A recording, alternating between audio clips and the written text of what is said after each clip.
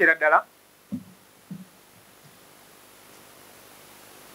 ani ejjika musenyolozi anyway okusookera ddala ebintu bingi ebibaddeeyo mu mawulire bannayuganda nga babyogerako ku paalamenti yaffe eno ensonga nkulu ensonga z'essente singa abopposition tubadde tusirikiddemuko nga tulindiridde okulaba biki ebivaayo byonna byonna biveeyo byonna biveeyo bikuŋŋaanya obulungi tubyogereko lunaku lwaleero tutudde nga shadow cabinet ne twogera ku nsonga zino eziri eyo ku mitimbagano bannayuganda bazoogerako boogera ku parliament allegations nga balumiriza kino na kino ezisinga ku zo zeekuusa ku office yakulembera parliament owekitiibwa speaker entambula ze tulabe nga ssente empitirivu ezikozesebwa mu ntambula ze speaker padiem owuwe olunaku abeera $9.9 naye ate ssente zetuzze tulaba ezisaasaanyibwa olunaku akozesa $4,000 n'okweyongera waggulu okulumiriza okutwagala kutegeerekeke ennaku mpitirivu ezibaliddwa zaatambudde naye nga twebuuza okay ng'ovudde ku kya ssente okubeera ennyingi ennyo bazongerezaawa ye ani yatuula n'asalawo okuzongeza naye ng'ekyo kivuddeko kitambula zibeerezo nga zibadde nnyingi kubanga ezimu nga ali Nairobi at the same time ali Taki nga tebitegeerekeka naye n'ekirala ng'ennaku nnyingi zino twebuuza yagendayo yatambula engendo zino oba just basayingira ssente kubanga ebbanga eryo ddene nnyo sipiika tatera kubanga taliiwo ebbanga eri lyonna nga twagala ensonga ezo zitegeerekeke waliwo ssente empitirivu eziraga nti sipiika abadde akola activities ez'enjawulo mu communities okusingira ddala mu Eastern Uganda gy'ava ssente zino nga ziyita ku account z'abakozi ba paalamenti ssente empitirivu buwumbi na buwumbi twebuuza lwaki ssente zino ziyita ku accounts ez'abasitaafu ba paalamenti nga bagenda ne bazijjayo obaoliawo ne bazimutwalira byajja biki ebyo okuva ku musango gwa Kazinda gavumenti yayisa enkola empya nti ssente zirina okugenda ku akawunti z'abastaff members mu bitongole bya gavumenti eby'enjawulo tezirina kusukka bukadde 5 nga zakukola mirimu egy'enjawulo ssente zitali zaabwe nti musaala oba ki naye kati zino tulaba buwumbi na buwumbi ku akawunti z'abamemba ba staff ab'enjawulo mu kizimbe kino nga ssente ezo zigenda kukola mirimu gya sipiika twagala ensonga ezo zitegeerekeke obulungi kuba ssente empitirivu ensonga endala y'abakozi wano mu paalamenti abakozi bazze abantu bazze nga baweebwa emirimu wano ku paalamenti mu ngeri etategeerekeka era auditor general ekinokolayo naye mu lipooti ye ensonga eno ng'agyogerako abakozi bangi abatategeerekeka baweebwa emirimu wano tebamanyikiddwa naki kye bakola kyoba actually batuula wano ku paalamenti ne bakola emirimu ensonga eyo nga tetegeerekeka bulungi office ya leader of the opposition ebeera n'abakozi ab'enjawulo okuyamba ku mirimu egy'enjawulo etukwasaganya buli leader of opposition omupya ayingirawo n'ekitiimu nti eyiye nze nagamba nti ababaddewo sibalinaako obuzibu basigalewo contract zaabwe nga ziggwa January nengamba contract ezo bazirenewing bazize bujja ne baga nti tewali sente nali mu meeting ne speaker ne clerk ne bankakasa nti tewali sente fact wage bill twagituuka dda naye nga babagamba leader of opposition bastaff tebasobola kuziza bujja contract zaabwe ate tuwulira abantu bangi babawa kikontrakt mu ngeri etategeerekeka n'olita gyeno n'akikoonako. Twagala ensonga eno ennyunyuke obulungi kuba atuwulira bawa baŋŋanda ab'emikwano naki ensonga ezo nga twagala zitegeerekeke obulungi nnyunyuke. Ensonga eya ssente ziyita ku akawunti z'abantu abakola wano nazo nga twagala zitegeerekeke obulungi. Ensonga endala ey'enkizo gitwogeddeko era wano mu shadow cabinet nga twagala zinnyunyuke bulungi. Komishoni ya Paalamenti kakiiko ak'oku ntikko akatwala Paalamenti era nga leader of opposition ntuula ku kakiiko ako naye of course kukyanganfuka leader of opposition tewanabeerawo commission meeting simanyi oba zituula nga zitegeezeddwako naye sinayitibwa naate emirimu gigenda mu maaso egirina okuba nga komishoni yegikkiriza twagala bitegeere bijja bitya. Ssente zayisibwa mu commission nga bakomissionazi abamu beewa akasente ffe nga NUP era muze mulaba engeri gye tukwasaganyamu ensonga eno ng'ekibiina kubanga omu ku bo memba waffe naye tugamba nti nga tuvudde ne ku waffe bonna abaali mu meeting eyo Oweekitiibwa Mpuuga, Solomon Kirwanyi, Commissioner, Honorable Prosia Kampulira, Honorable Esther Apoyochan kubanga abo baatuula ne beewa akasiimo Oweekitiibwa Mpuuga millions 5 bali 4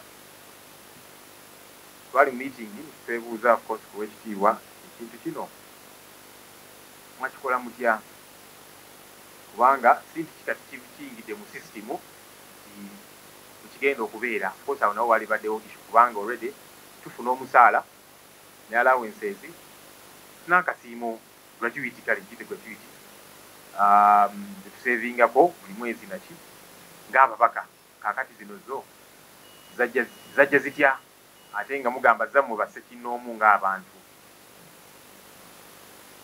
n'agamba nti buli lopo omupya ayingirawo naye ajja kuteesa ezize ajja kunegotiatinga ezize nga kaakati kitegeeza nti bwe neeyisa obulungi ne sinyiiza abantu bamu nyinza n'okusaba obuwumbi obubiri ne babumba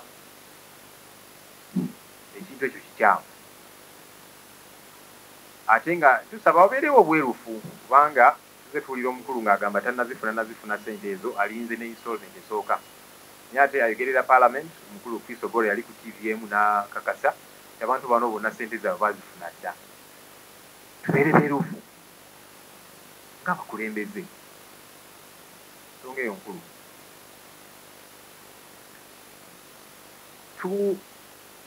Nga shadow cabinet tuyisiza ebintu bisatu ensonga zino allegations zonna ezize zitambula.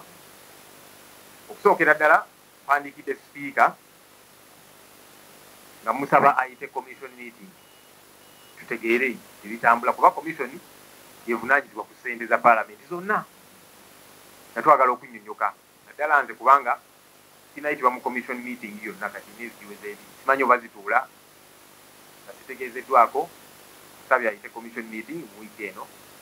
Ekyokubiri tusaba sipiika ayite Paalamenti kubanga Paalamenti bajja jani nga bagiwumuza nga tetumanyi ddiro tuddamu ajjani nsaindayi nga bwe kiri so nga tusaba Paalamenti eyitibwe twogere ku nsonga zino ensonga z'Abannayuganda zibakwatako era bwe tubeera wali ku Paalamenti kifo ya Paalamenti nga twogera ku nsonga zino tuba twogera amaloboozi g'abantu abaatutuma oba oli awo buli Munnayuganda miliyoni 47 baali badde awo bonna nga bateesa naye tekisoboka ekusindika ffe tubateeseze. Ekyokusatu twagala Paalamenti nga institution eveeyo ennyonnyole ku nsonga zino zonna eza ssente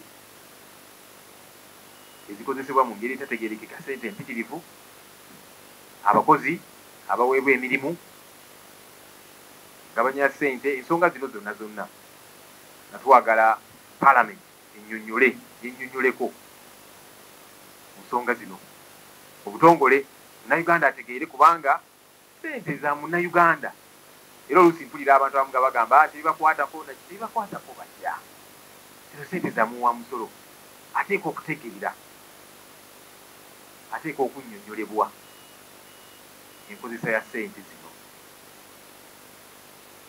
Tusabye ebintu bino bikolebwe wiiki eno. Bino ebintu ebisatu: commission meeting etuule, tutegeere nange ntegeere kuba sinnatuula mu commission meeting. Ekyokubiri, parliament eyitibwe tulese ku nsonga zino. Ekyokusatu, parliament yennyonnyoleko mu buwandiike obutongole ennyonnyola bannayuganda ku nsonga zino. Wiiki bw'enaggwa ng'ebintu bino tebikoleddwa, tujja kuddamu tutuule twabulira ate kituzaako kubanga ensonga zino ziri siriyasi. Nga maliriza, ensonga zino tetuzoogerako kubanga tulina ensonga yonna eri pasono, ow'ekitiibwa sipiika, ow'ekitiibwa kugaba commissioners abalala, omuntu yenna. Nedda, bonna tuba bwekitiibwa ng'abakulembeze, naye tugamba nti tubakakatako okunnyonnyola ensonga za ssente y'omuwa omusolo.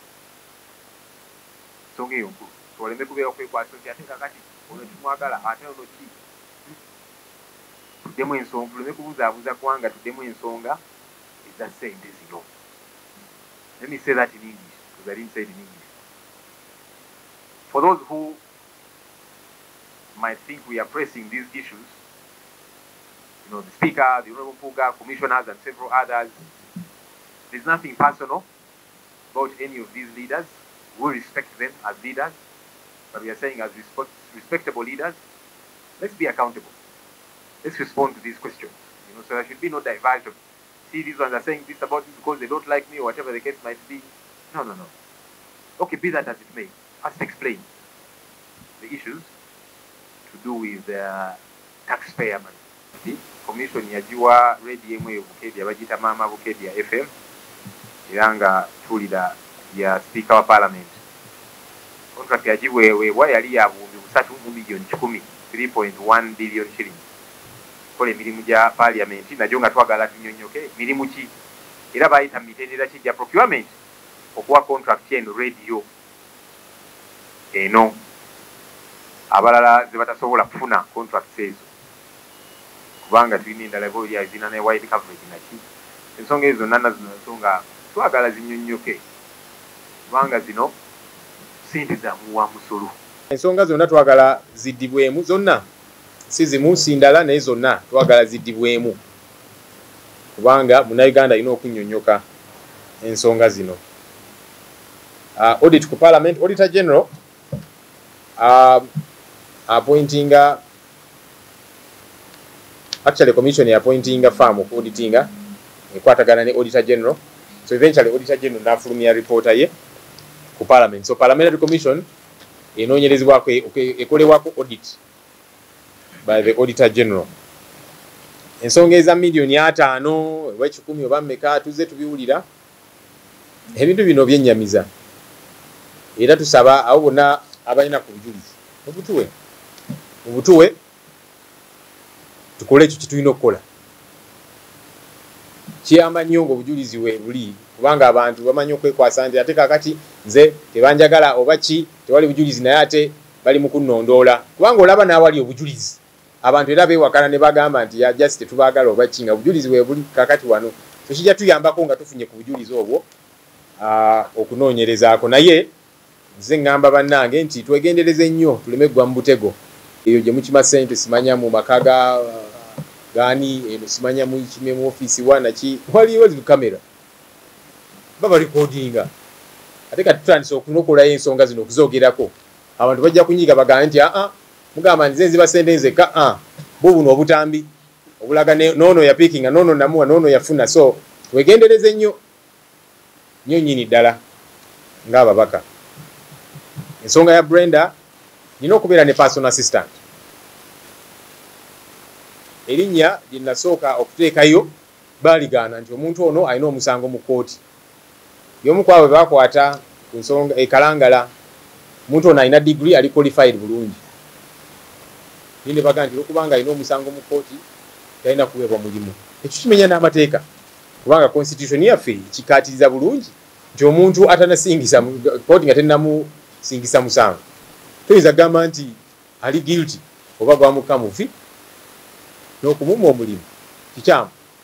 nene ngamba kale kaneme kusika mugwawo nenfuna omulala era n'omulala gwe nafuna ne bamugaana nti oyo tuwulira ayagala kwesimbako oli gundi mwenga temulina be mwesimbako bwekibanga kituufu nti alina ekifo kyayagala bwekibanga bwekityo bwe kiri guba musango bwekibanga kituufu tebagaanira ne bamusuula ninga kale kanfuna omulala era kwe kufuna Brenda as a personal assistant. Okusinkana commission, yes commission njagala njisinkane tunyonyoke ensonga zino nange njagala ntegeere kubanga simanyi oba meetings zize zituula kubanga siitibwanga ku commission meeting yaddemu tusimanyi oba batuula njagala otegeera byonna okunyonyoka obulungi kwasaagala ebintu ebimu bwaba nga batuula nze nga siriiyo nkeera bannayuganda bagambe nti Ssenyonyi naawe tuula mu commission bino mwabiisa ku lunaku luno ate nga sibimanyiiko tebampitanga mu meeting yonna so njagala mpitibwe mu meeting mbuuze ebibuuzo bino nange nnyonnyoke obulungi meeting meka ezakatuula eza commission simanyi kuba emyezi kati 2 tewabangawo commission meeting gyempitibwamu nze nga nze ndowooza zezi nsonga yensonga lwaki tuli mu kubasaba bonna bennyonnyoleko ekyomukisa omulungi n'omwogezi wa paalamenti ezisinga zonna azikiriza zaatazeemu era tazizeemu bulungi ng'aziyitako buyisi kati tugamba nti kakale kati muzinnyonnyola obulungi bannayuganda bazitegeere yensonga eyo. If you want it in English, the issues that are on social media are good enough. Even the spokesperson of Parliament has admitted some. Those he hasn't admitted, again, there's been no clear response. That's why we're saying now there should be a clear response, a proper coming out, so that it is clear to the people of Uganda what exactly is happening.